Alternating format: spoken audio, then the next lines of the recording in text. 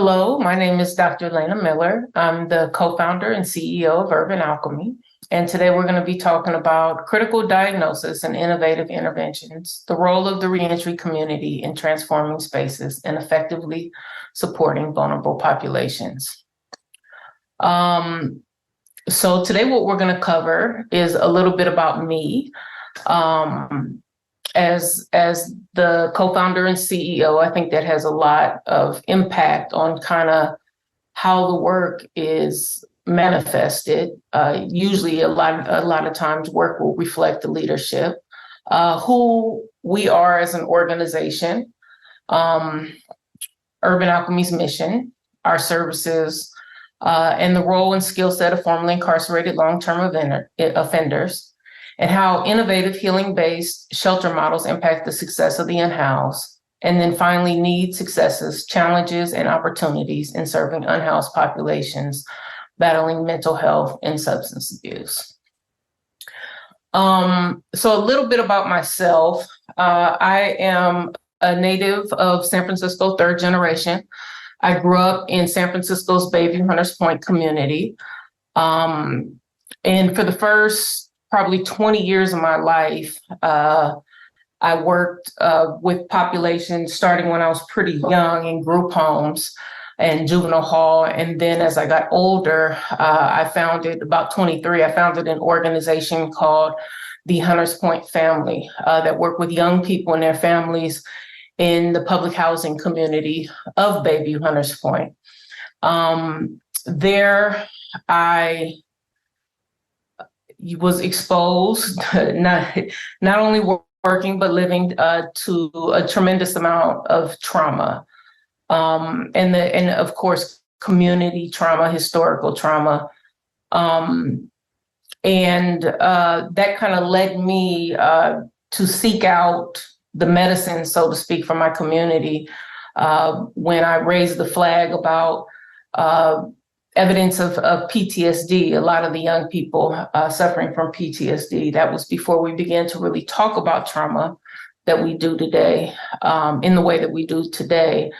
And it wasn't always accepted, but it definitely got people's attention. And I ended up being recruited to be part of the first class of USF's doctoral program in psychology. So at the ripe old age of 40, I decided to get my doctoral degree in psychology, really with the expectation that I would become an expert in trauma and apply it to young people in my community. Life had other plans for me.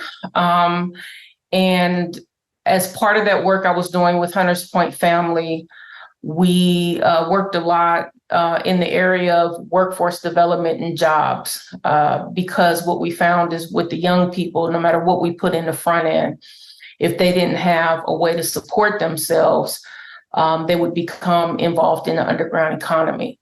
And that would lead, particularly in Bayview Hunters Point, to incarceration or death. And so Urban Alchemy actually was sprung out of this of these opportunities to increase workforce, and we also began working with what they call themselves former long-term offenders, and basically that's a way to say folks that have had life sentences, and so. And a lot of what I saw was a lot of the same principles that were impacting our community had also impacted the former LTOs, long-term offenders. And so really, but there was a magic happening, which I'll get into in a minute. And so I used this background in psychology to not only understand the trauma, but the superpower that surviving with trauma and really facing it head on and transforming that trauma creates, which is grit, resilience, and of course, emotional intelligence, which we'll talk about in a minute. So who we are. So what is Urban Alchemy? Urban Alchemy is a unique social enterprise that employs thousands of formerly incarcerated men and women, including many with lived homelessness experience, to help cities confront the crisis on America's street. So currently we have almost 1,300 employees. Probably since we've been founded in 2018, we've probably employed maybe over 3,000 folks. And a lot of times people go on, it's their first job working for Urban Alchemy, and they go on to work for other nonprofits and other jobs doing similar work, usually at an elevated spot, at an elevated level, because how we've been able to affect the ecosystem, particularly in the San Francisco Bay Area region, is that when other nonprofits, but also places where we worked, like BART, the San Francisco Libraries, places like that, have seen the impact that our practitioners were having on the community, that they became highly sought after. And we had a lot of poaching going on, also a lot of competition where there had never been any in halfway houses and other places. So many times, in order to kind of pry people away from Urban Alchemy, they would be offered higher positions. If they were a regular practitioner, entry level, they would be offered supervisor. If they were supervisors, directors, so on and so forth. That's resulted in quite a few people now making six figures, some of them working for city departments and other nonprofits. The impact has also been that a lot of folks who are unhoused and engaged with our practitioners really started to look at that as like, I want to join you guys. I like your style. I like what you do. I want to be a part of that. And so although we were created specifically for former long-term offenders, I feel like, the organization has a certain obligation to hire unhoused individuals, but also it feels like the right thing to do. And it also, it feels good when somebody, we've had quite a few people who either lived in our safe sleep villages or other forms of shelters, or there's a lot of folks who have tents right by our toilets or where we clean, and hiring those folks and watching them change their lives is just nothing short of miraculous, actually. So a lot of people, it's been kind of turned into a movement where, so many people want to join Urban Alchemy, where we have on average about 5,000 inquiries into the organization a month, and a year. And that is people who have completed the application online and are waiting for us to get back to them. There's about 22,000 in queue right now. So that gives you kind of an idea of the scale, the popularity on the streets of Urban Alchemy.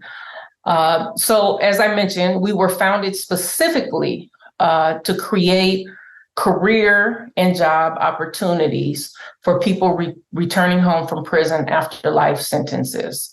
And I think we cannot overlook really kind of the discipline, the structure, the integrity, and the kindness that has been set out by these men and women that have really created the success of this organization. That's even continues to blow my mind by the rate of the growth. So our mission is to transform people and places through love and respect, to heal communities challenged by the intersection of extreme poverty, mental illness, addiction, and homelessness. So this kind of special mixture is proliferating all over the country, in cities throughout the country. And what we're finding is that, government officials, the public, nonprofits, the people, everybody is overwhelmed and frustrated. And while oftentimes what we see is there's a cry from people throughout the country, in cities and neighborhoods and everywhere, who are angry at the conditions and feel like something needs to be done. Urban Alchemy has heeded that call. we're stepping up, we're getting in, and we're trying to figure it out, which doesn't mean that we're perfect, but it means that we're committed to trying to figure this out and do it the right way and learn from our mistakes and continue to improve and refine our approach all the time. And I'll get into that a little bit about how that impacts our residential models. So, but the part I wanted to say, I think that's important to talk about the expectation that people solve it, is that sometimes we forget that government officials, nonprofits, all these people are just human beings. We're really grappling with the depths of human despair, particularly while we have decades of having the economic rug pulled out from under people, and the social services safety network has kind of crumbled and been chipped away at. And so what we're seeing is the accumulation of all of these issues, particularly in urban areas and cities that are heavily populated, with a big chasm between the rich and the poor in particular. And it's complicated. It's hard. And we're all just human beings trying to figure this out. I think most people have kind of stared in the face of this issue and frozen because it is overwhelming. And while a lot of people have ideas about how to solve these issues, they have kind of an ideology about it. They're very clear about it. They can articulate it very well. They can do analysis of what the issues are.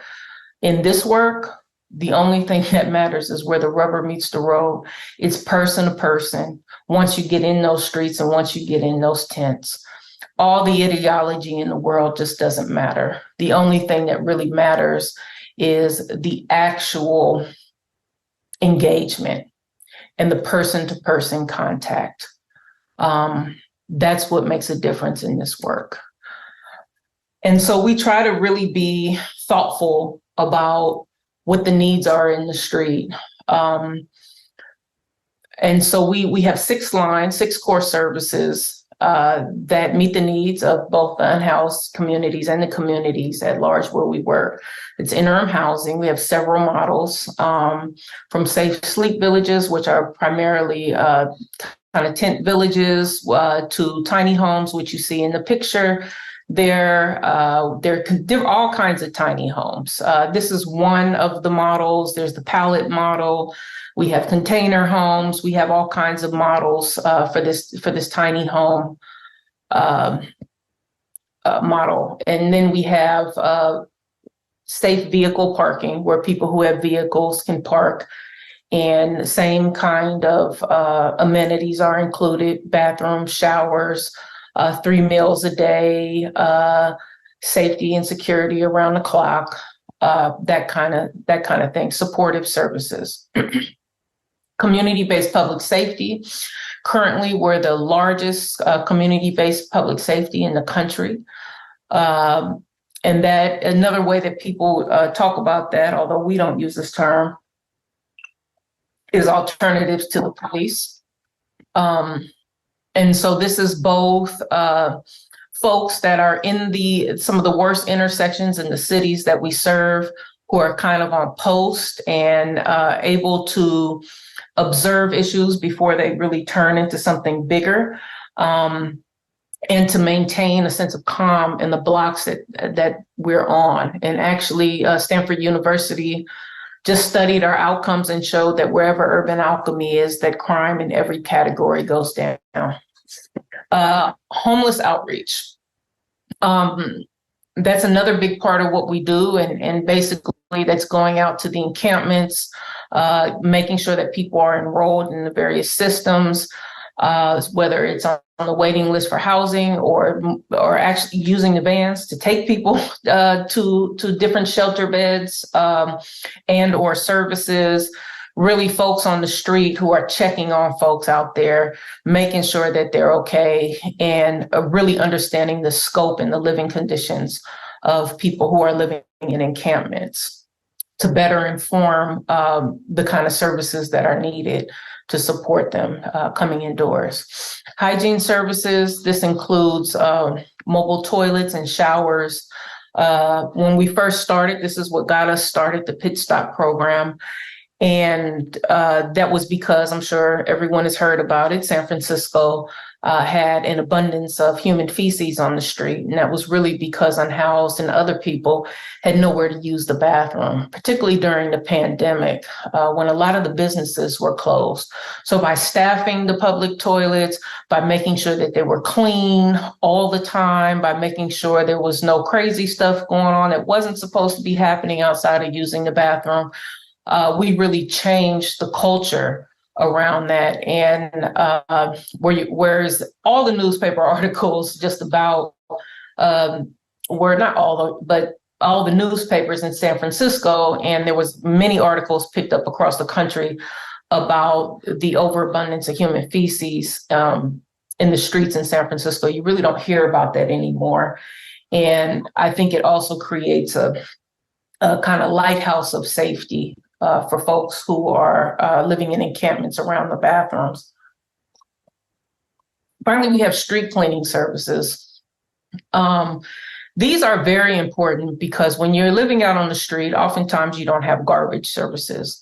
And then also where you have a lot of encampments, you have a lot of dumping, a lot of corporate dumping, small businesses. We've seen all kind of stuff out there, and they just figure, well, everyone will think the homeless have done it. So what we try to really do is be aware. Nobody wants to live in filth and filthy conditions, because when you have a lot of garbage, it also attracts rats and other kind of vermin. So we're like the garbage collection service for people living unsheltered on the street, and for the communities where they are, by really making sure all these places are clean and we're not seeing a buildup of filth and grime in the streets. Our particular teams are really versed in how to engage with the community and make sure that we can tell the difference between trash and treasure, and that we have positive engagement with the areas where we are. So the role of long-term offenders in this work. So really, as I said a little bit before, I started Urban Alchemy. I was about, Bayron Wilson, my co-founder, and I, who is also our COO. I was in about my fourth year of the doctoral program in psychology. And as I said, I was looking at trauma, and not only the way that trauma impacts one's development, physiology, so on and so forth, but also was really intrigued by this kind of byproduct or this gift that trauma gives you if you're able to kind of not crumble under the weight of it. And that is emotional intelligence. And it's something that I have developed over the years, although didn't have the vocabulary for it. And that I noticed this particular skill, that was almost kind of mesmerizing in people that I knew. And when I was able to get the science behind it, I was like, oh, okay, that makes a lot of sense.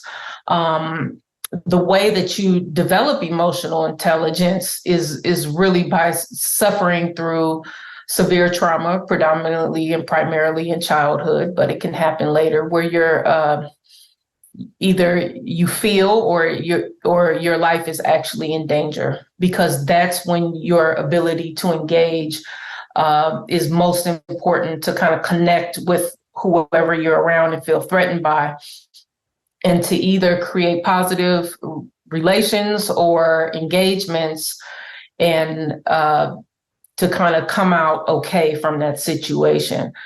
A lot of times people who've been in prison, well, not a lot, all the time, if you've been in prison in a level 4 yard, which is the highest level, and that's when you get a life sentence, there's no, people have an idea about how prison is, the big guys, is picking on folks and that kind of thing. But that's really an exaggeration.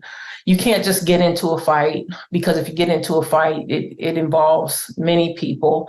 You also have guards pointing down machine guns at you, waiting to kill you. There's signs that say no warning shots.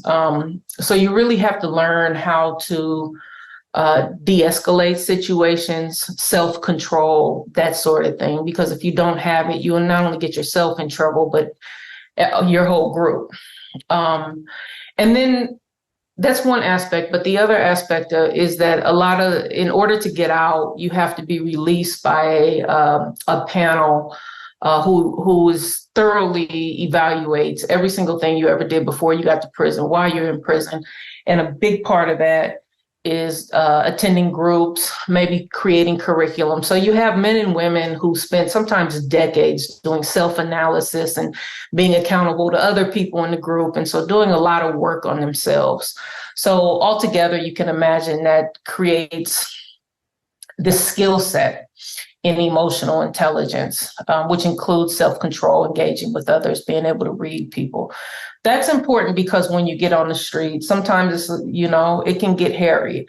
Sometimes people are having a bad day. Some people are suffering from mental illness and are having psychotic breaks. Some people are under the influence of some pretty heavy drugs, and you just never know what you're going to be dealing with. And so to be able to really recognize if somebody's a threat, or they're just angry, or they're just kind of in a psychotic state, how to not take it personally, how to kind of ease it down, and also how to recognize trauma and just understand, because you've been there, maybe not in the same exact place, pretty close, I think is a revolutionary way at looking at this work to really recognize transferable skills. And so also, I think the most important thing about, or one of the reasons why we're so effective is because a lot of people, when they've gone to prison, they're dealing with their own feelings of guilt or need to a redemption. And so they're highly motivated to help other people and kind of balance their internal scales. And that's a very different psychology than someone who is motivated to get into this field because they just want to help. Because, when people are in crisis, or even when they're not, real love is moving with people through that crisis, even if they're not nice to you, and still being with them through that and working with them to get to the other side. And if you just kind of have a one-sided view of I want to help them and people aren't appreciative, you can get to burnout pretty quickly. So Safe Rest Villages. Safe Rest Villages, we started our first one. There's an iconic pictures that have been used in national media of these tents in front of City Hall. And that was because during the pandemic, a lot of the shelters were saying, okay, we're going to have to thin out. People were out on the streets. In San Francisco, in particular, in front of that area, City Hall, there was probably like 80 tents, and it was bad. They were all bunched up against each other. There were drug dealers that were posted up there all the time, probably at least 10 that were surrounding and throughout the camp. And it was just awful. Also, as many of you know, a lot of times when people are in encampments, they won't necessarily move because there's a certain level of safety or community that they've developed.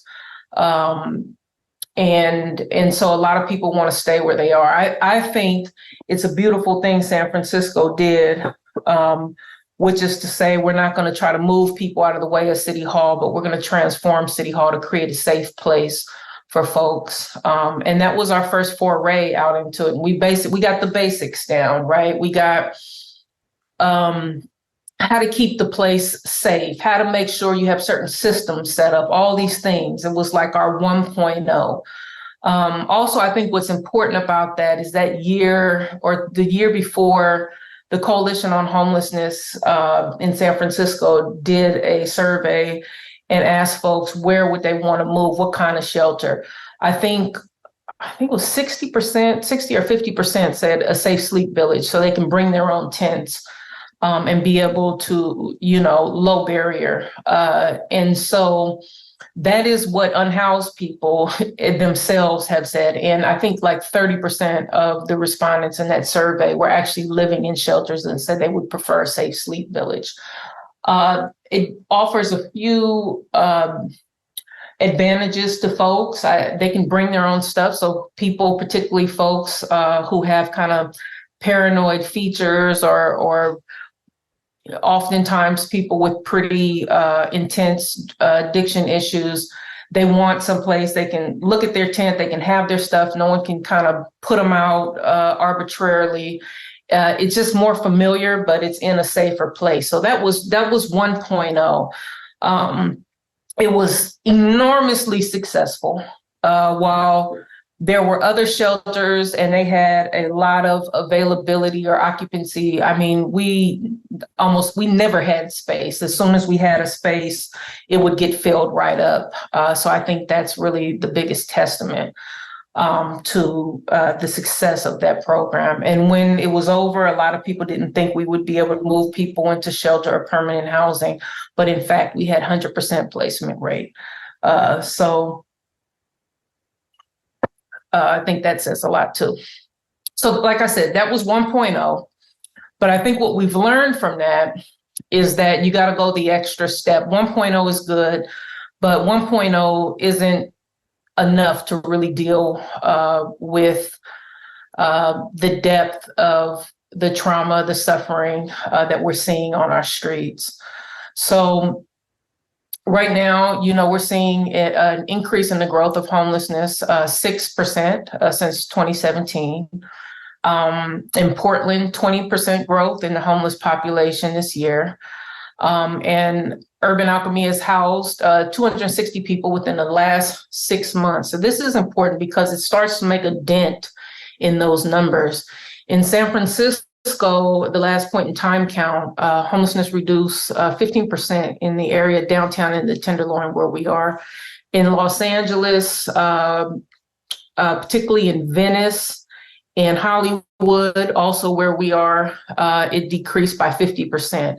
So what I think that this shows, when you start getting people into shelter and they start becoming stabilized and you have case management there to support them with their paperwork, managing communication with housing, that kind of thing, then you have an increase and you begin to slowly start moving the needle. And that really adds up.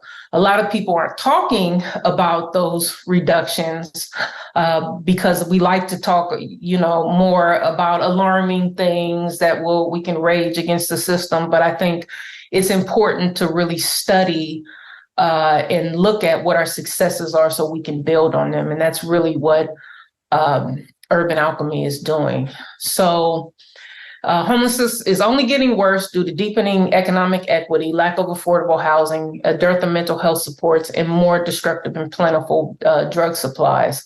So we know that it's getting worse out there for a lot of different reasons. I think, Urban Alchemy kind of takes a standpoint. While some people, feel like we have to wait till the whole system comes crashing down and there needs to be housing for everybody, or there just needs to be housing for everybody, and we need to force the government to invest in that. We also agree with that. We think that would be great, but that's not our lane. We'll leave that to those advocates. What our lane is really focusing on the people who are suffering on the street right now. Because as many of you know, the conditions on the street can deteriorate a person so quickly, right, that in a matter of 2 years, they look completely different. And so really what we're looking at is the people who are on the street here and now. And I think if you ask anyone on the street, here and now, like 98% of them are going to say, I need a shelter. I need a place to go now. I need some services now. Especially, you're talking about a high rate of sexual abuse of women. And I think men too, but although men don't talk about it as much. Also, we know that the drugs are changing. We have fentanyl out there. We have the P2P meth. Those of you who've been following it know that almost the entire drug supply has been corrupted with both of those drugs, usually mixed together, which has a real detrimental impact, not only on a person's psychology, but on physiology. So I think the most important thing is to get people in stable places. And once they're stable and you can remove the kind of the threat, the always incoming threat to their safety, to their life, then they can begin to kind of move from the fight or flight part of the brain and the amygdala in the middle to the front forebrain that focuses on executive functioning, which is planning and other kinds of things, so that they can begin to become stable. So what we're really trying to do is to create safe places for people to do that, and then build on those places to bring in effective services like addiction services, like mental health services. However, the reality of those things is also there's really no treatment for meth like there is for opiate use, buprenorphine. And I know that there's increasing alarm about the new drug Tranq, which does not respond to traditional treatment methods for opioids. Also, there's a dearth of mental health professionals nationally. And so I think, once again, we can build up these systems, we can wait a few years, but we have people suffering on the street right now. And that's what we're trying to figure out. Like I said, the person-to-person interaction where the rubber meets the road, boots on the ground. What do we do for people who are living out there right now? Sorry, so I mixed up the order. Okay, so one of the most important thing that I believe that we're doing is by transforming our model or tweaking our model. So I said we started out with 1.0, then we went to 2.0, which was the tiny homes. And we started to kind of think more about mental health services, bringing in NA, AA, different services from around the community. Our last iteration, what I think is 4.0, which we started in Portland, a site in Culver City, which is near Los Angeles, and 7-Eleven Post, which is in San Francisco. It used to be a youth hostel, and now is a big hotel. It's the largest shelter in San Francisco. Is transforming to what we call healing and recovery villages. So this model basically acknowledges that everybody coming through those doors has severe trauma. And is also most likely suffering from that in some way, whether it's through mental health issues or addiction issues, which is under the category of mental health. And that needs to be addressed. That even though we may be able to prepare people for housing, help them gather their documents, this sort of thing, that the reality is that if they may get to these other places and don't have community or don't have that kind of support, and then we see a lot of things happening where people will get vouchers, but landlords won't accept it, or people will get housing and then they'll lose it shortly thereafter. So really trying to create this healing and recovery villages with services that are built around an acknowledgement of those issues. So the idea is, it's a little pie in the sky, but you gotta start somewhere, and it's worked for us. Is that when you go to a spa or some other place that's supposed to be healing or help you to de-stress, there's certain elements. There's elements of healthy eating, bringing healthy foods into your body, your drinks. A soft, comforting environment. A lot of times we have plants or water features. It's particularly in Portland. I mean, the area is just absolutely gorgeous, full gardens, dog runs, that kind of thing. Services, so NA, AA, massages where we can get them, therapeutic groups, individual therapy, if we can get access to that, yoga, art, healing kind of art activities. And so and we're asking the communities to kind of, help support us with these, send us yoga mats, dog food, anything that may be of support, smoothie day, whatever it is. And really kind of having a curriculum so that every day there's some kind of activity that people can participate in that will help facilitate their own healing, but also creates a community around them that's centered around healing. So that's really, I think Portland is the perfect place to pilot that model. We've already started. And we really look forward to seeing what it will bring. I think we're on the cusp of really finding innovative ways and sustainable ways to support folks that are more than just kind of the basics, the bottom level on Maslow's hierarchy, and start kind of moving into people. First, we start with their physical safety, making sure they eat enough, they have a place to sleep. Then we move into community, and now the healing of their psychology and physiology, and hopefully spiritually as well. So with that, I thank you for joining me. And if you have any questions, you can reach us at info@urban-alchemy.us. Thank you very much.